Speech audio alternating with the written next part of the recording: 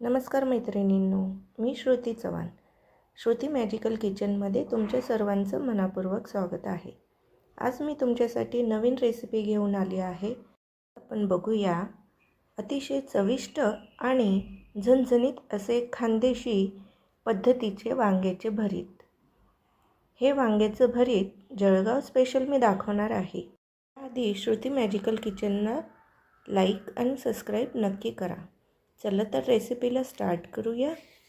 भरीत बनवण्यासाठी आपल्याला ताजी आणि अशी पांढरी असलेली आणि मागून हिरवी असलेली तसेच त्याचे दाट हिरवे असलेले अशीच वांगी तुम्ही निवडून घ्या. तसेच वजनालाही हलकी असली पाहिजे. ते मी 1 ते पाऊण किलो वांगी घेतलेली आहे. याला जळगाव वांगीही असे म्हणतात. सर्वप्रथम या वांगीला आपण मध्ये चाकूने असे छिद्र करून घेऊया. त्यानंतर वरतून आपल्याला थोडे तेल लावून घ्यायचे आहे. म्हणजेच काय होतं, वांगी भाजली की त्याचे कवच पटकन निघते. तसे तर गावाकडे ही वांगी काळ्यांवर किंवा सरपणावर भाजली जाते. त्याची चव ही अप्रतिम येते. पण शहरात ते शक्य नसल्यामुळे ही वांगी मी गॅसवरच भाजून घेत आहे. वांगी ताजी असल्यामुळे ते सहज भाजली जातात. हे बघा, वांगी भाजून झाली आहे. आता आपण ही वरील साल काढून घेऊया.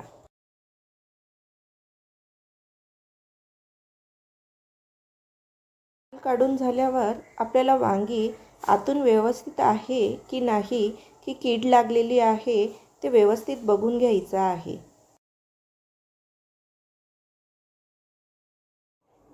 इथे मी खलबत्त्यामध्ये भरीत घेऊन चांगलं मॅश करून घेत आहे. तुम्ही पाहिजे तर पावभाजीच्या मॅशरने सुद्धा मॅश करू शकतात. याच्याने काय होतं, आपलं भरीत हे कापसासारखं मऊसूत होतं.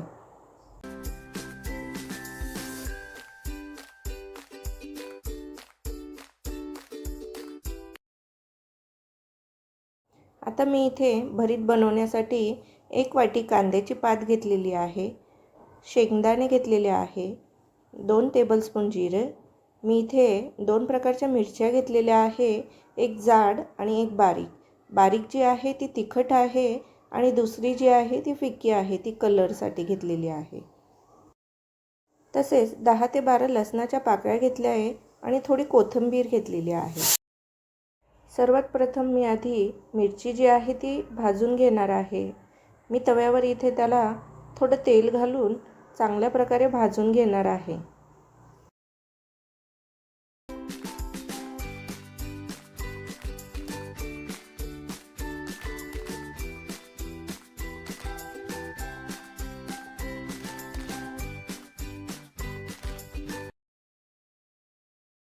मिरची भाजून झाल्यावर आपल्याला मिरची आणि लसूण घालून त्याचा ठेचा करून घ्यायचा आहे. हा ठेचा मी खलबत्त्यातच करते आहे. तुम्ही बघू शकतात, मी थोडा जाडसर केलेला आहे. तुम्ही पाहिजे तर मिक्सरमध्ये सुद्धा हा ठेचा करू शकतात. आता इथे मी भरीत बनवायला स्टार्ट करत आहे. कढईमध्ये मी ऑइल घेतलेलं आहे. ऑइल चांगलं तापवून घेतलेलं आहे. त्यात मी जिरं घातले, शेंगदाणे घालून घेतले.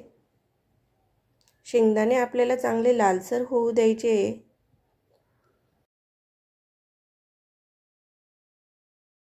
लालसर झाल्यानंतर आपण केलेला ठेचा जो आहे मी तो यात घालून घेणार आहे.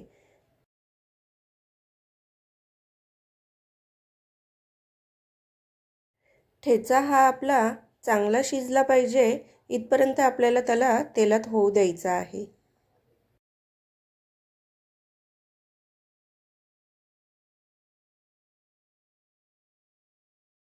सर्व इन्ग्रेडियंट्स छान असे भाजले गेलेले आहे तेलामध्ये. त्यानंतर आपल्याला कांद्याची पात घालून घ्यायची आहे यात.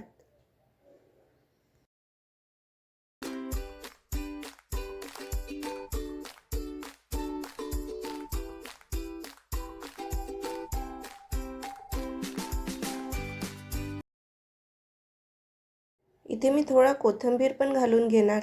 त्याच्याने काय होतं, आपल्या भरीतला एक छानशी अशी टेस्ट पण येईल.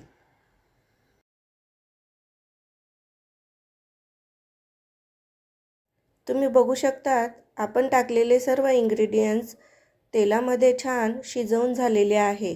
आता आपण इथे मॅश केलेलं भरीत त्यात टाकून चांगल्या प्रकारे मिक्स करूया.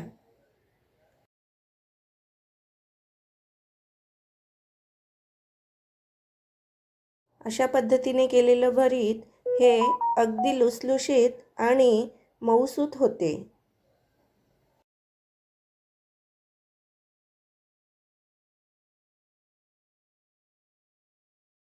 आता इथे मी चवीनुसार त्यात मीठ घालून घेणार आहे.